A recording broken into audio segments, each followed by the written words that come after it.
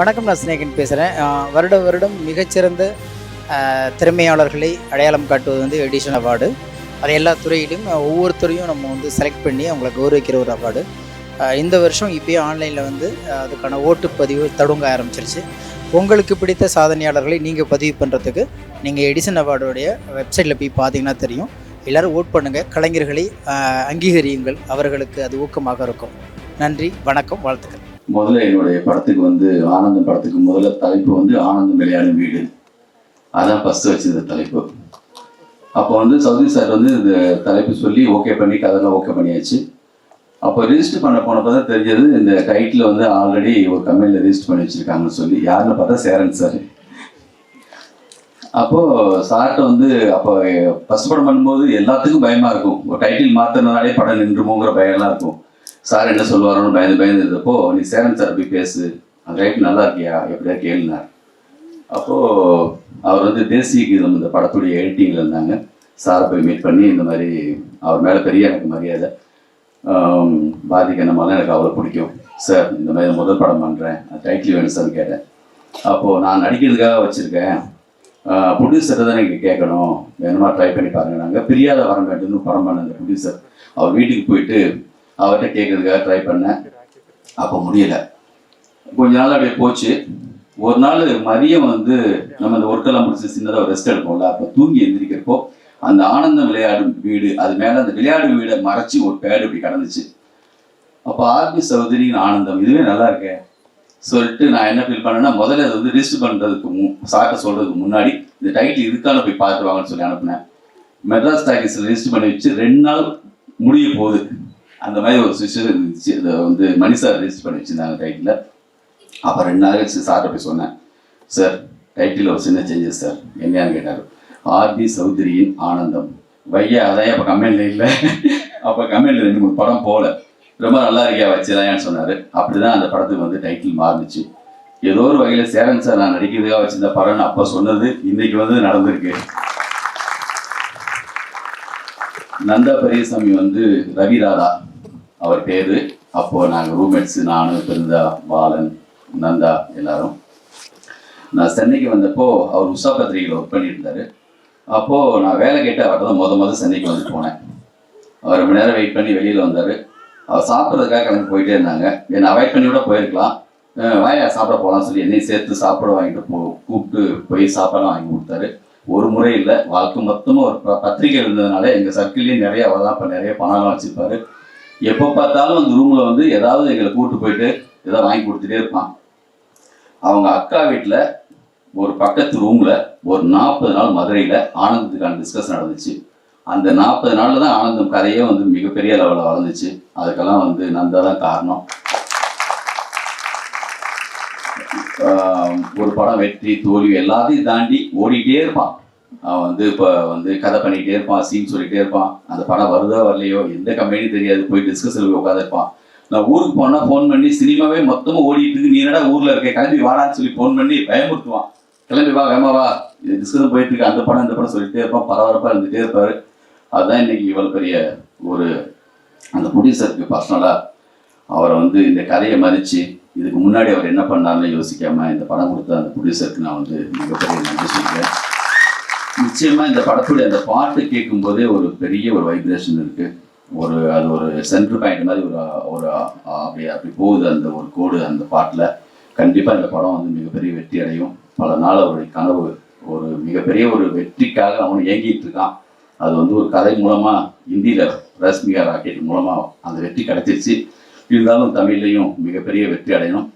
அப்போ நான் எந்திரிச்சு கேட்டேன் டைரக்டர்கிட்ட, சார் என்ன சார் இந்த நேரத்தில் போய் இப்படி ஒரு முடிவு எடுக்கிறீங்க சொல்லிட்டு ஆரம்பித்தப்போ, யோ யார் நீ கேட்டார் பாரதி சார். அப்போ பக்கத்தில் யாரோ சொன்னாங்க, ஆனந்தம் படம் பண்ணியிருக்கா அப்படி சார். யோ நீ தானே அது, யோ கண்ணீர் கம்பளையுமா என்ன ஒரு படம் பண்ணிட்டேயா, அற்புதமாக இருந்துச்சியா, இவ்வளோ பெரிய ஆட்களை வச்சு எப்படி அவன் முதல் படம் பண்ணி பண்ணேன் அப்படின்னு சொல்லிட்டு கேட்டார். அந்த பாராட்டுக்கு முன்னாடி அதுக்கு பிறகு எந்த ஆடு எந்த சினிமா யார்கிட்ட போய் பேசணும், அந்த ஒரு பாராட்டே வாழ்க்கை மொத்தமும் போதுன்னு எனக்கு இருந்துச்சு. அப்படி எங்களுடைய மாபெரும் இயக்குனர் இந்த விழாவுக்கு வந்தது வந்து நந்தா பெரியசாமிக்கு மிகப்பெரிய பெருமை. என்னுடைய குருநாதர் விக்ரமன் சார், ரவிக்குமார் சார் எல்லாரும் இந்த விழாவில் கலந்துக்கிட்டு வந்து சிநேகன் என்னுடைய படத்தில் பயன்படுத்த முடியல ஒழிய அவருடைய வரிகள் எனக்கு அவ்வளோ பிடிக்கும். ரொம்ப அற்புதமாக எழுதியிருக்கீங்க இந்த படத்துலையும். ஜோ மல்லூரி, இந்த படத்துடைய heroine doctor Rajasekhar sir, Jeevitha மேடத்துடைய டாக்டர், பேர் வந்து 10 இடம் மனப்பாடம் பண்ண இப்போ வரைக்கும் ஞாபகம் வர மாட்டேங்குது. சிவானின்னு சொல்லி அவங்க சிஸ்டர் பேர் தான் ஞாபகம் இருக்குது. அதே தான்.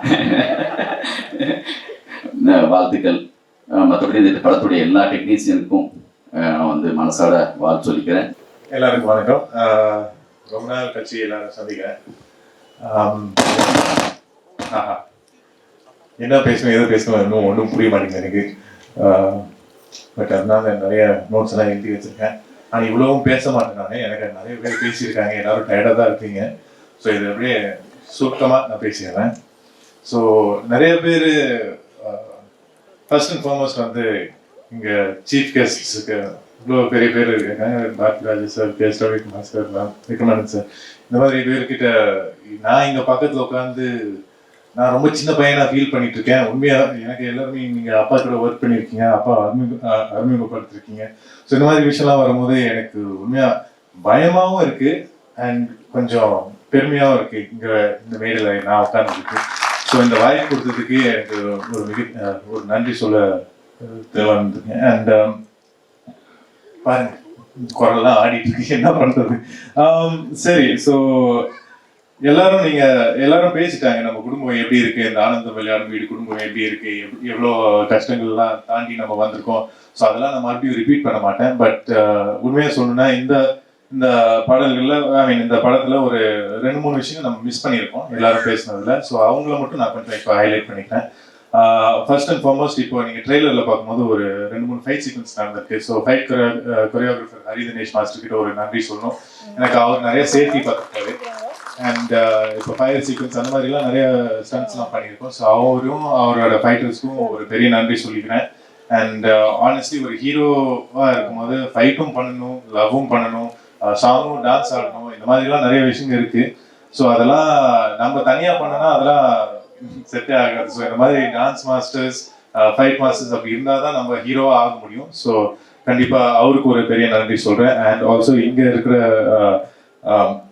ராதிகா மாஸ்டர், நீங்களும் இருக்கீங்க, தினேஷ் மாஸ்டர் இங்கே எல்லாம் தெரியும். பட் ராதிகா மாஸ்டர் உங்கள் கூட மறுபடியும் இங்கே ஒர்க் பண்ணதுக்கு எனக்கு ரொம்ப சந்தோஷமாக இருக்குது. அண்ட் உங்கள் அசிஸ்டன்ஸு எல்லாருமே. ஸோ ஆப்வியஸ்லி நீங்கள் எல்லாம் சாங்ஸை பார்த்தீங்க எவ்வளோ கலர்ஃபுல்லாக எவ்வளோ ஜாலியாக இருக்குன்னு. ஸோ அதெல்லாம் கண்டிப்பாக அவங்க தான் காரணம். நான் ஆடினேன்னா அவங்க தான் ஆட வச்சுருக்காங்க, இல்லாட்டி எனக்கு காலு கை ஒன்றும் வராது. அதுதான் உண்மை.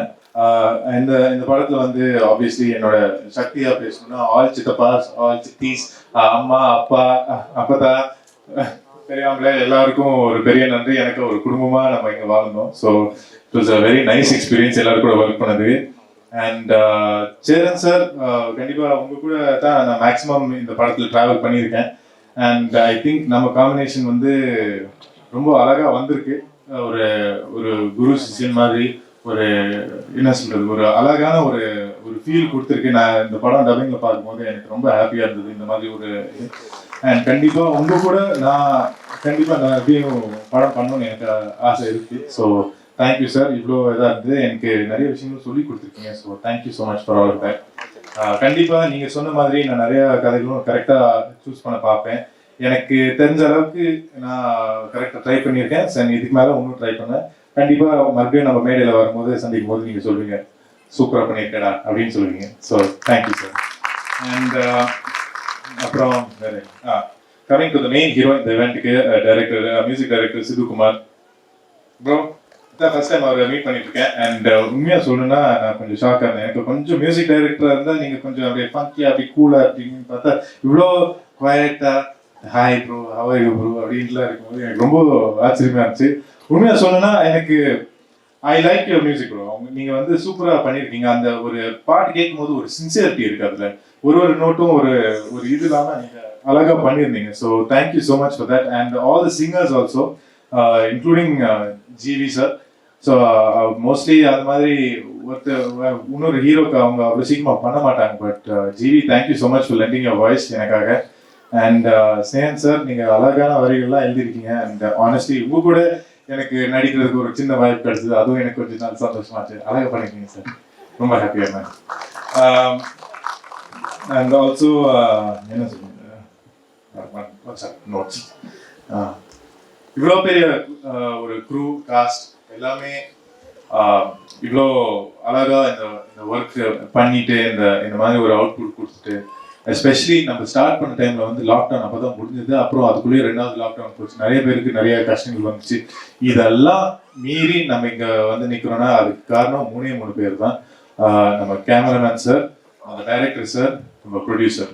நீங்க எப்படி நம்மளை எல்லாம் நல்லா பார்த்துட்டீங்கன்னு எனக்கு சுத்தமா தெரியாது. எப்படி நம்மளை எல்லாம் ஹேண்டில் பண்ணீங்கன்னு எனக்கு சுத்தமா தெரியாது. பட் நீங்க பண்ணிட்டீங்க, நீங்க ஜெயிச்சிட்டீங்க. And congratulations. இந்த படம் நல்லா வெற்றியா வரணும்னு நான் ஆசைப்படுறேன். Thank you so much.